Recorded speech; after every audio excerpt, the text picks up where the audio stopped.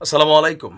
আসলে সময়টা অনেক খারাপই যাচ্ছে বাংলাদেশ আওয়ামী লীগের জন্য এবং ভারতে অবস্থানরত শেখ হাসিনার জন্য। এই মুহূর্তে ভারতের গণমাধ্যমের জরিপ বলছে প্রায় ৫৫% ভারতীয়রা চান না যে শেখ হাসিনা ভারতে থাকুক। তবে যারা চান এদের মধ্যে একটা বড় শক্তি হচ্ছে ক্ষমতাসীন রাজনৈতিক দল বিজেপি। বিজেপির সুবাতাস বইছে। আবার ৫ই আগস্ট পরবর্তী সময় বাংলাদেশের আওয়ামী লীগের জনগণের কাছে একজন সুপার হিরো হিসাবে ভারতের দুইজন ব্যক্তি রাতারাতি পরিচিতি পেয়েছে। এর মধ্যে একজন হচ্ছে বিজেপির ও পশ্চিমবঙ্গের বিরোধী দলের নেতা শুভেন্দু অধিকারী। বাংলাদেশ নিয়ে বিভিন্ন কথা বলে, তার অনেক কথা অবাস্তব, কাল্পনিক, তারপরে নানান কথা বলে। তবে শেখ হাসিনা ইস্যুতে, বঙ্গবন্ধু ইস্যুতে বা আওয়ামী লীগ ইস্যুতে বা ডক্টর ইউনূস ইস্যুতে ওনার যে বক্তব্য, এগুলো আওয়ামী লীগের নেতাকর্মীদের অনেক পছন্দ। তবে যারা ডক্টর ইউনূসের ফ্যান ফলোয়ার আছেন তাদের কাছে অপছন্দ। এখন সেই শুভেন্দু হচ্ছিল গেল কয়েক মাস যাবৎ আওয়ামী লীগের বা শেখ হাসিনার বিশ্বস্ত ভ্যানগার্ড ছিল ভারত সরকারের পক্ষে। সবসময় আওয়ামী লীগের পক্ষে জনমত গড়ে তোলা, ইভেন আওয়ামী লীগের যে সকল পলাতক নেতারা ভারতে আছেন শেখ হাসিনা সহ প্রত্যেককেই রাজনৈতিক আশ্রয় দেওয়ার জন্য মাত্র গতকালকে বিধানসভায় তাদের পশ্চিমবঙ্গের যে পার্লামেন্ট আছে সেখানে তিনি আওয়াজ তুলেছিলেন। আরেকজন নারীও আছেন। তবে দুঃখের খবর হচ্ছে ভারতীয় জনতা পার্টি বিজেপির এই বিধায়ক, তাকে পার্লামেন্ট থেকে বরখাস্ত করা হয়েছে আজকে। এখন এই লোক আমরা যদি দেখি যে 17 ফেব্রুয়ারি তিনি সহ বিজেপির 4 এমপিকে বরখাস্ত করা হয়েছে। ভারতীয় সংবাদ মাধ্যম এক প্রতিবেদনে এই তথ্য বলছে যে বিরোধী দলের নেতা শুভেন্দু সহ 4 বিজেপির এমপিকে বিধানসভা থেকে 1 মাসের জন্য বরখাস্ত করা হয়েছে। এ নিয়ে এর আগেও তিনি কয়েকবার বরখাস্ত হয়েছেন। তো এবং এটাও গতানুগতিক দ্বারায় তিনি আবারও বরখাস্ত হয়েছেন বোঝা যাচ্ছে।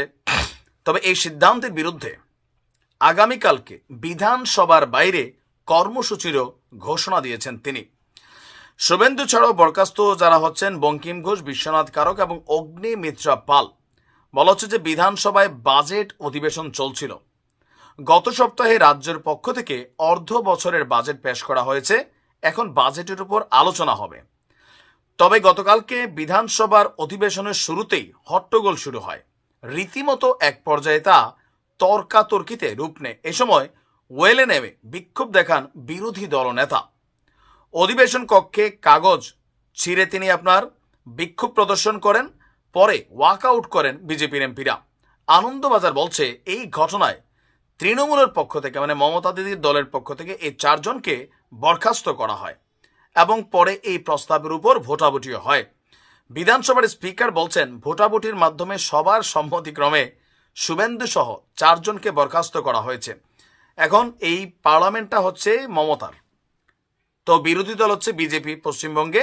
তো সেইখানে তাদেরকে বরখাস্ত করা হয়েছে, যার কারণে আগামীকালকে তিনি এখানে কর্মসূচির ঘোষণা দিয়েছেন। কিন্তু ঝামেলাটা হচ্ছে কি, এই মুহূর্তে তিনি পশ্চিমবঙ্গে একটা বিশাল জনগোষ্ঠীকে আওয়ামী লীগের পক্ষে ডক্টর ইউনূসকে মোল্লা ইউনূস বলে এটার বিপক্ষে একটা বিশাল মানুষ কিন্তু তৈরি করে ফেলছে, জনমত তৈরি করে ফেলছে, যেটা টোটালি এই সরকারের রানিং গভর্নমেন্টের বিপরীতে অবস্থান করছে।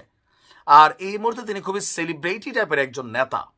ইভেন পশ্চিমবঙ্গে মানুষদের মধ্যে আওয়ামী লীগের পক্ষে রাষ্ট্রকে, সরকারকে, বিজেপিকে যতটুকু মোটিভেট করা দরকার, কাউন্সিলিং করা দরকার, ইনফ্লুয়েন্স করা দরকার, এই কাজগুলা এই শুভেন্দু করত।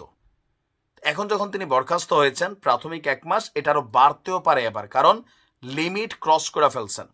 পশ্চিমবঙ্গ বিধানসভায় একটা স্বাভাবিক রীতি আছে যে 1 বার 2 বার 3 বার পর্যন্ত স্বাভাবিকভাবে অনেককেই বরখাস্ত করা হয়, কিন্তু চতুর্থবার বরখাস্ত করার পর অনেকেই পার্লামেন্টে ঢোকার সুযোগ পান না। তবে যেহেতু ভারতের কেন্দ্র সরকার বিজেপি, সেই ক্ষেত্রে হয়তো এখানে একটা প্রেশার ক্রিয়েট করা হবে আর মমতা তিনি এটা মানতে বাধ্য হবেন।